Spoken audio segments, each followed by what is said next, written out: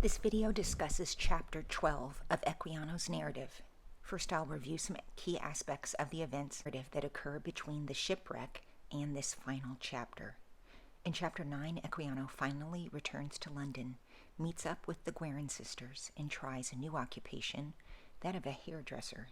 When that job doesn't prove to be lucrative, he sails to other locations in Europe and the Caribbean and describes the sights he sees in this travelogue section of the narrative, which includes a thrilling account of the adventures Equiano undergoes when he joins his friend Dr. Charles Irving on an exciting, if foolhardy, trip to explore the North Pole. Chapter 10 contains more travelogue elements. It also features the harrowing tale of a kidnapped black man. In Chapter 11, Equiano travels to the Mosquito Coast in South America with Dr. Irving and tries out being a colonist. In Chapter 12, Equiano sails from London to New York, interacts with Quakers in Philadelphia. After his return to London, the British place Equiano in charge of an attempt to return free Africans in England to Africa. The expedition goes badly due to its poor execution by the British state. Its final chapter, Equiano, includes a petition to Queen Charlotte, wife of the King of England at the time, George III, in which he asks for the abolishment of slavery in British colonies. He then closes the narrative on page 176 by returning directly to his project of abolishing slavery. This fascinating ending draws on all sorts of aspects of Enlightenment thought.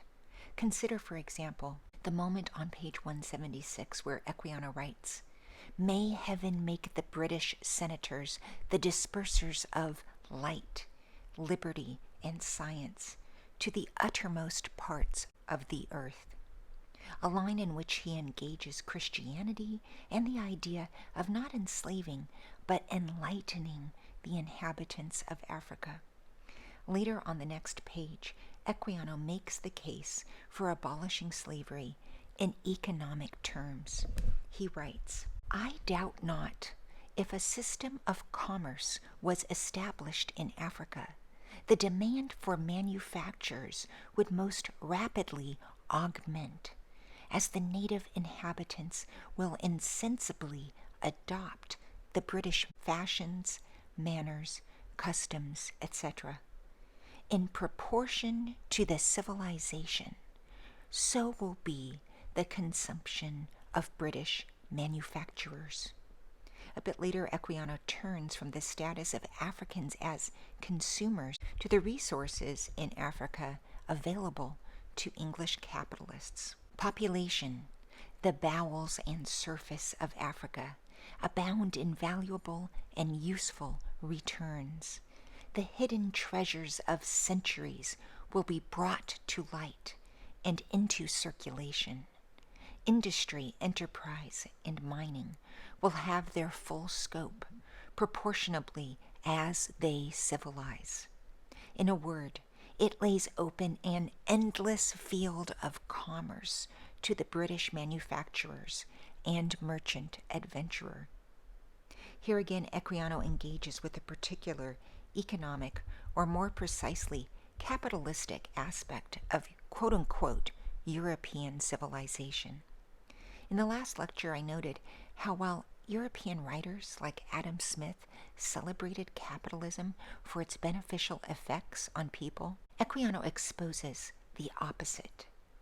In Chapter 8, he describes how, on the merchant ship wrecked off the coast of Georgia, European crew members are lazy and given to excessive drinking. And in Chapter 3, he portrays a plantation owner in Virginia as doing literally nothing. That chapter also criticizes another aspect of capitalism, consumerism. The room in which Equiano fans the sleeping man is filled with objects. The ghastly iron machines on the woman, the fan held by Equiano, and the clock and painting. This stress on the objects owned by the plantation owner reflects the emergence of a consumer culture in England, a move that also reflects a shift in visual culture in paintings, from portraits to domestic interior scenes featuring rooms filled with objects. Importantly for the young 11-year-old Equiano, portrayed in Chapter 3, such consumer objects are horrifying. They are, in a sense, of a piece with the iron muzzle and slavery overall. They are quite scary. Equiano is critical of capitalism at such moments in the narrative. But as Chapter 12 shows, at other times in the memoir, he seems to celebrate it.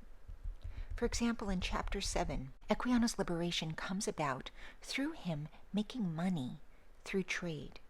The narrative seems to take pleasure in representing Equiano's ability and skill as a trader who successfully buys and sells commodities at a profit. This key aspect of the narrative also exists in tension with the religious components of Equiano's autobiography. Often Equiano interprets events as providential, that is, as happening due to the direct agency of his Christian God.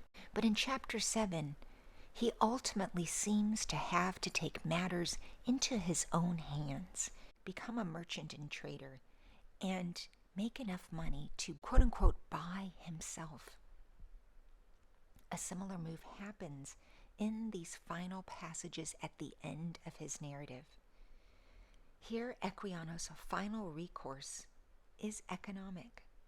He claims that a free African population will benefit the English economically because it will create a massive market for English goods, and that the land and hidden resources of Africa will enhance the English economy. Equiano engages here, as always, with Enlightenment interests and concerns. For example, he cites stadial theory when he writes that industry, enterprise, and mining will have their full scope proportionably as they civilize. And he creates a fantasy image of an endless field of commerce available to British capitalists. How can we reconcile such opposing aspects of Equiano's narrative? How are we meant to take this celebration of capitalism when elsewhere, in Chapters 3 and 8, for example, he critiques it?